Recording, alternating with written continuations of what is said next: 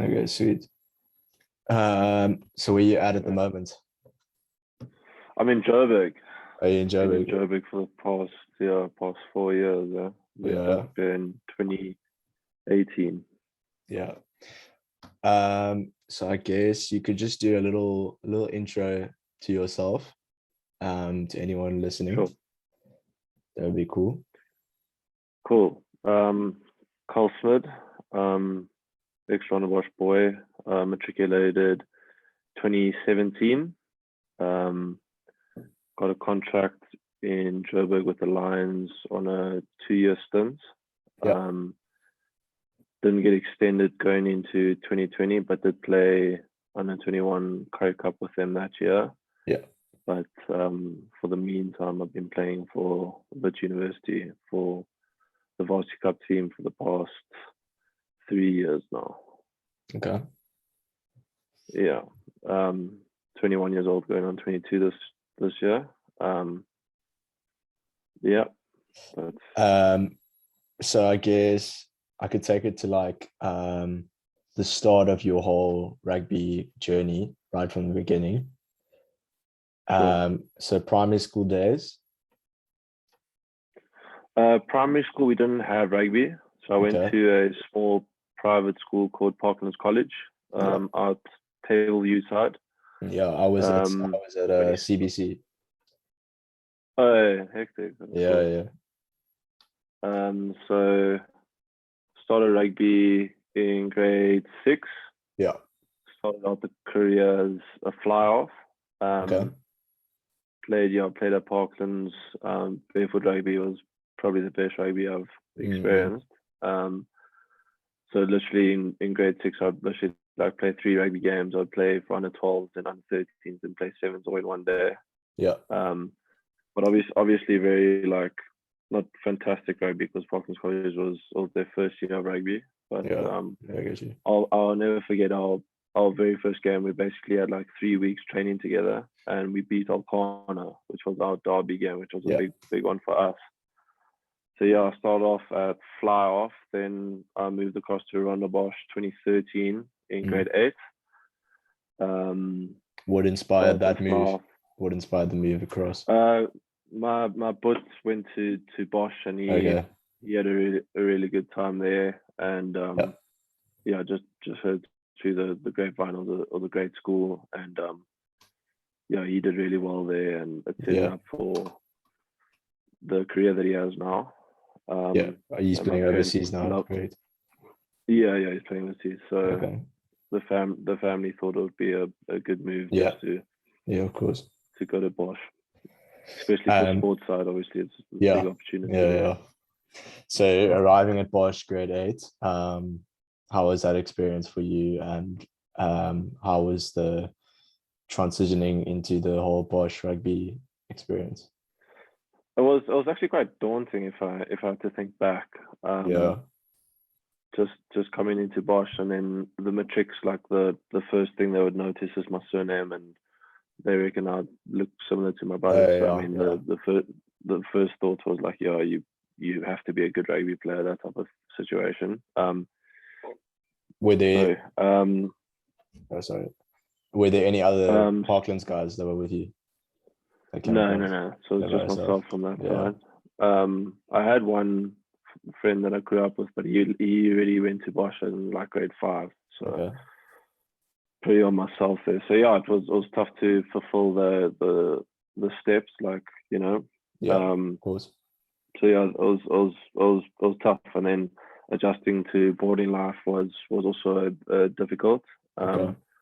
Obviously coming from home and then being a weekly boarder and stuff like that, and handling yourself, and I think you get humbled very quickly, because I think all young, let's say, sports guys from small schools like them, they might seem like they're the bee's knees, and then when you come to a school like Rondebosch, it's just packed with talented guys and everything. So I quickly learned that I'm not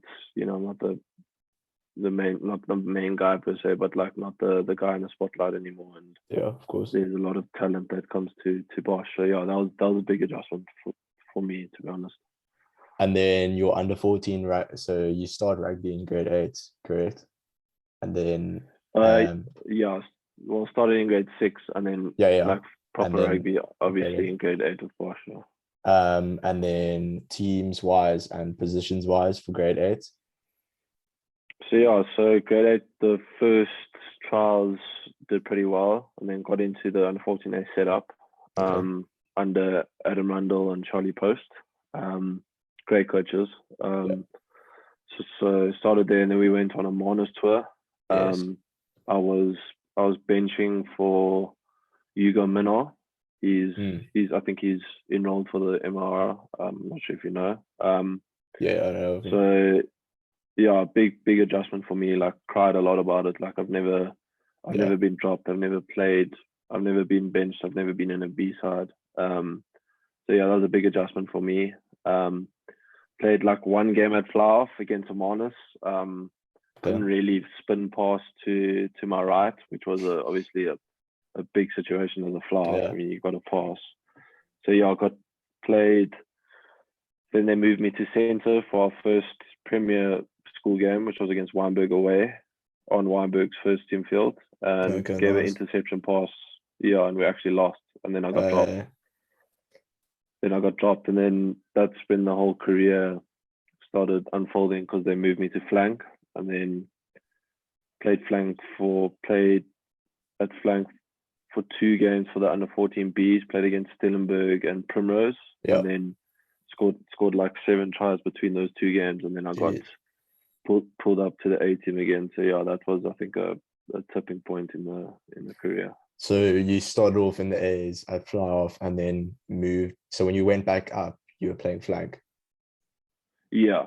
So I got dropped. They shifted me to flank, and then obviously learning how to jump in the lineouts and things like that took some adjusting. And then I mean, we had a power team with like Shoaib Ajmuddin, Zaka Sali, Robbie Davis was a great captain. Yeah, we had some quality rugby players.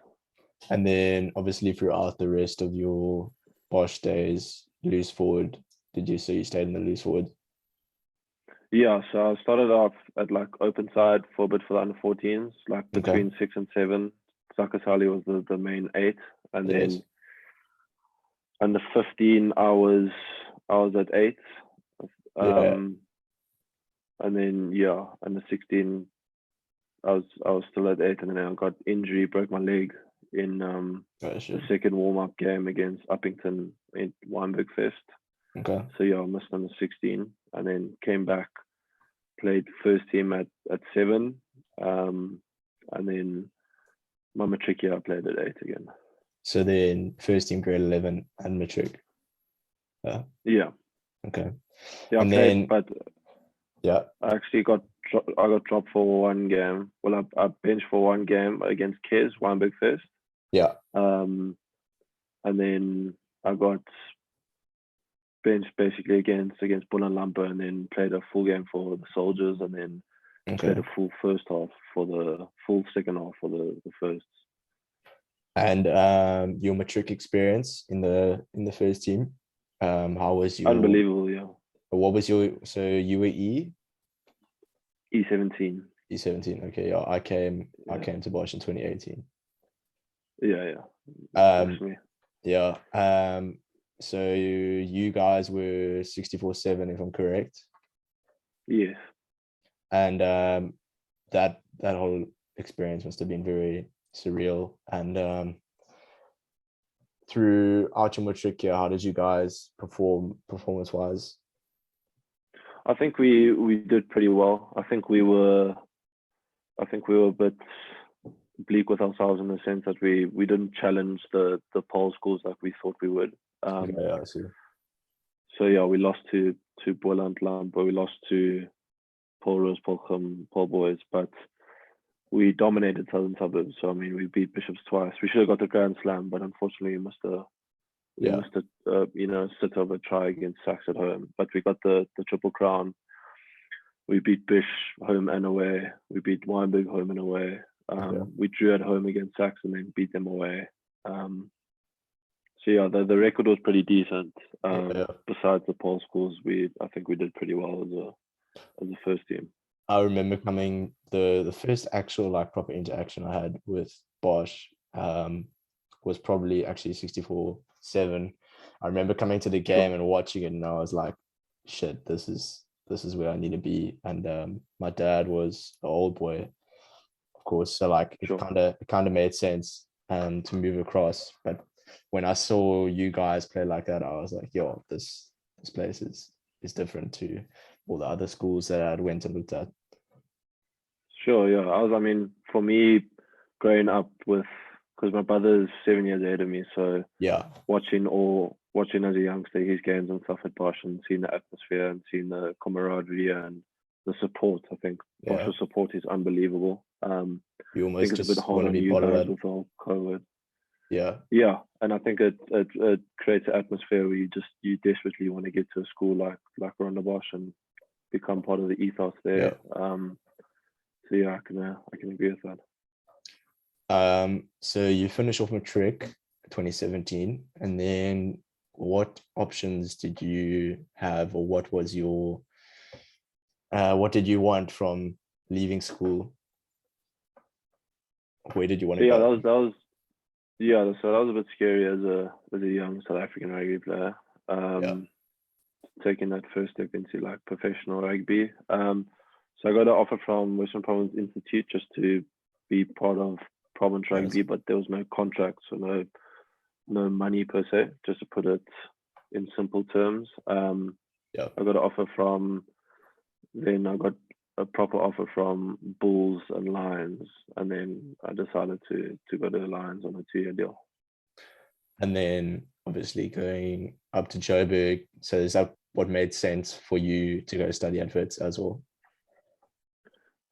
So yeah, I started studying at Wits 2019. So my first year, 2018, I was just focused on rugby.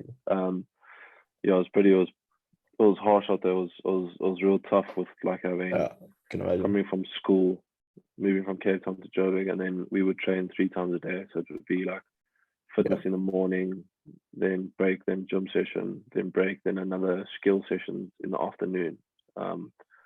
So I don't think I would have handled it on like a mental level. I don't think I'd be able to handle that type of strain with academics and that type of rugby lifestyle. And the move up to Joburg, so did you do that whole move by yourself, or were there other guys with you, or? From Bosch, I was by myself, but there was 2 other guys that came down from the Western Cape up to Joburg. Tian Trotsky from Boland, and then Michael from, I think he was Droste. No, he was, what school did you go to? It was a small school. We lost to them at Weinberg Fest. It was a shock. I can't remember the names. So it was completely foreign to me. Like, didn't know any of the guys properly. Knew Tian from province, but we weren't mates per se, so it was a big adjustment. And then so are you finished with it now, or are you? I graduated this year. And then what did you choose to study?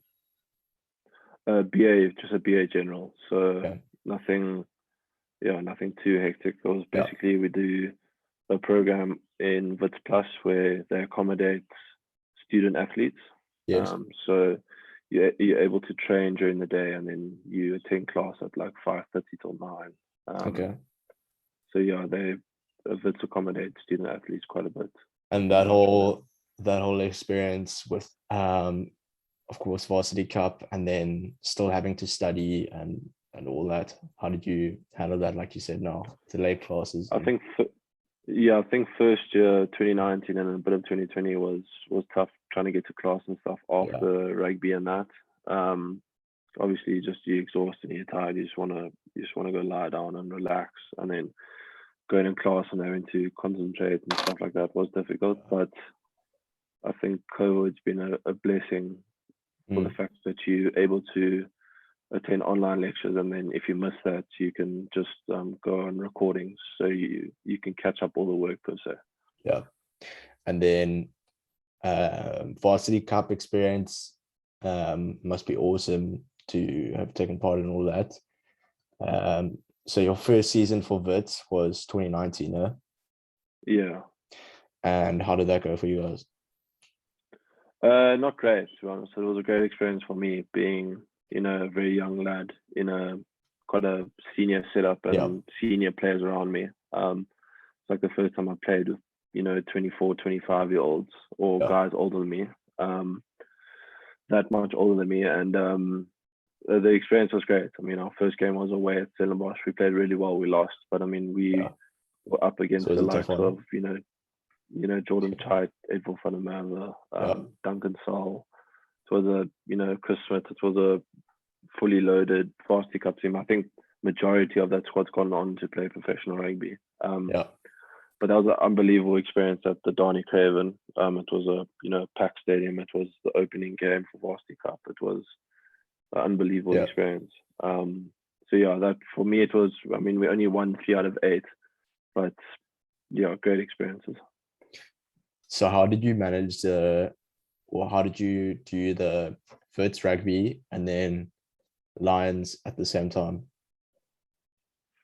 So the varsity cup accommodates in the sense that you can play it in February, and then the Lions was the latter end of the year. So like we played under 21 in July, August. So you're able to do both, fortunately. And the difference between, so Lions wise, did you get into like what was it, under 20 or under 21? Yeah, so I played under 19 and then 2 years of under 21. Okay, and the under 21 experience there must have also helped you. So 2019 under 21 wasn't great. I was coming off the bench mostly. Then got injured, missed out on like 4 games. I did my ankle, and then it was quite a step up as a youngster. It was, much more physical. You're playing against guys that's played, 2 years of under 21 and played a lot of provincial rugby. So that was a big step up for me personally. I learned a lot from 2019, but unfortunately that injury was also a bit of a bugger. Yeah. And which year was it when you guys, I remember when you guys made the final? That was last year, 2020. We had a great team, great coaching setup also. So we did really well. Fortunately, all the games were at home, so I think that helped out a lot. So we didn't have to travel anywhere. We were at home base for all our games. That went really well. We lost our first game against Cheetahs, but then we went on to win the rest, and then unfortunately losing the final. So the whole mental side for you, and the struggles that come with it, how can I word this? Like there must be times where you get pulled down, but you just need to come back, Yeah, for sure. I mean, rugby is a brutal sport in the sense that you can, be a starting player then to nothing.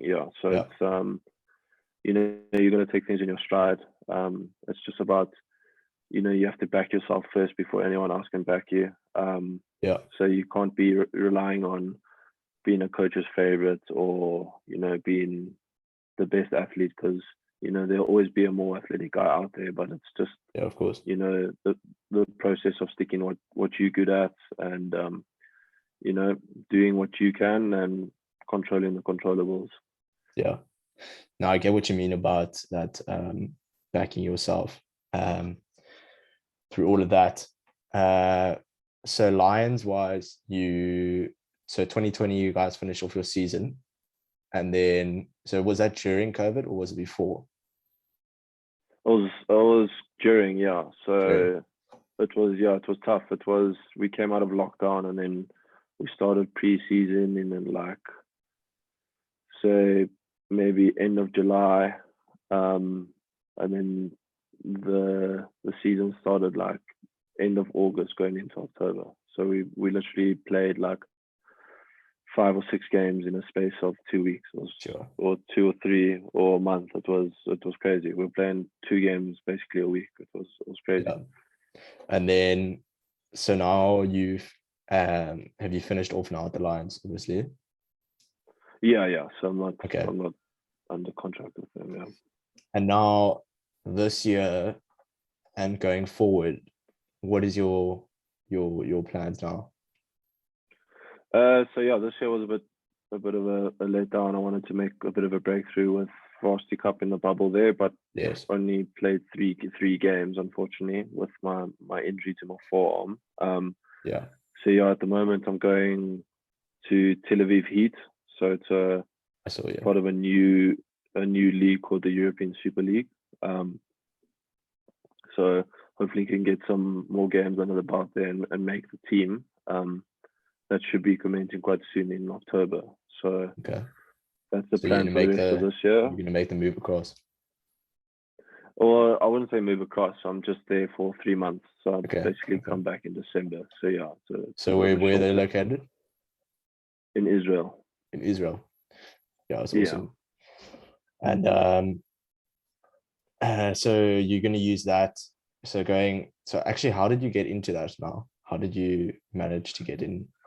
So yeah, one of my mates actually got me into contact with him, Kieran Halston. He got me into contact with Kevin Musicant. He's the coach, the head coach of the Tel Aviv Heat, and Yes.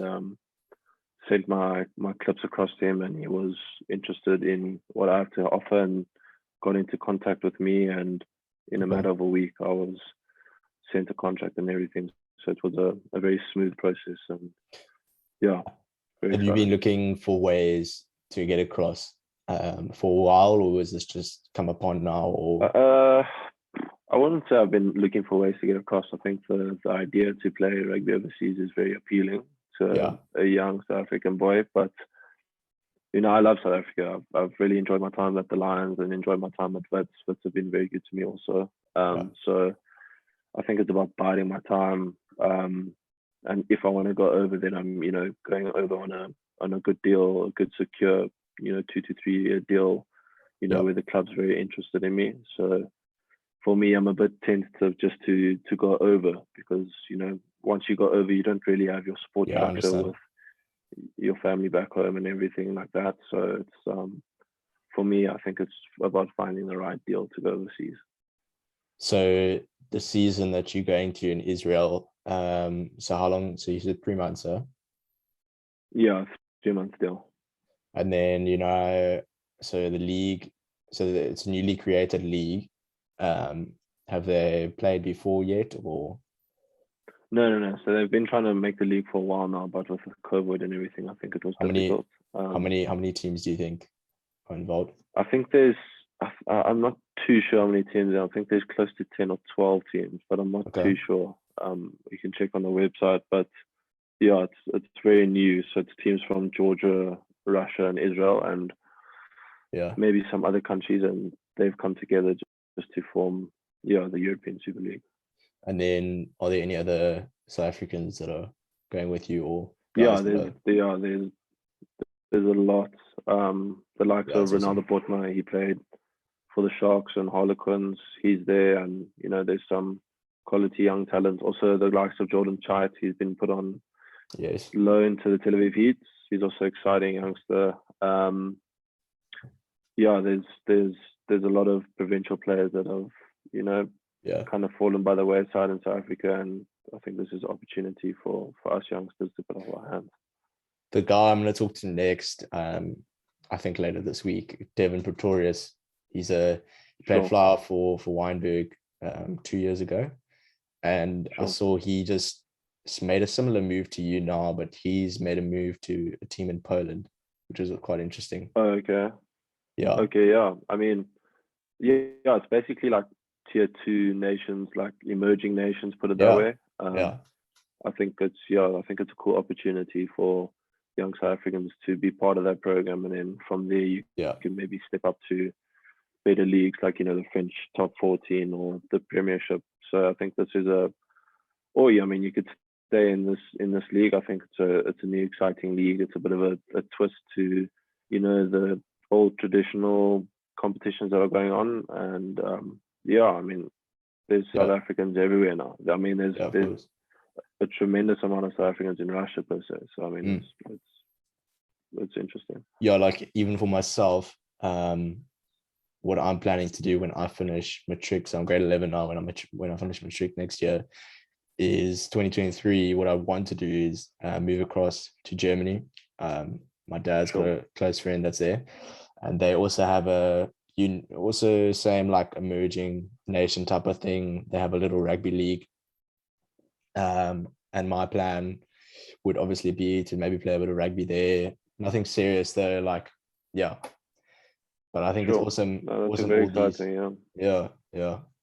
And also like what I've been looking at a lot is the whole American, what do you call their league? The MLR or? Yeah, Major League Rugby. Yeah. Did you look into that at all, or?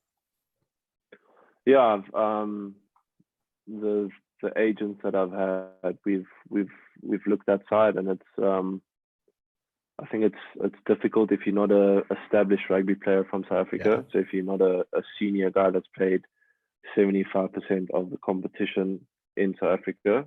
So I mean, there is opportunity to go over there, but it'll be you play for 6 months, and then the remainder 6 months of the year you have to find a job.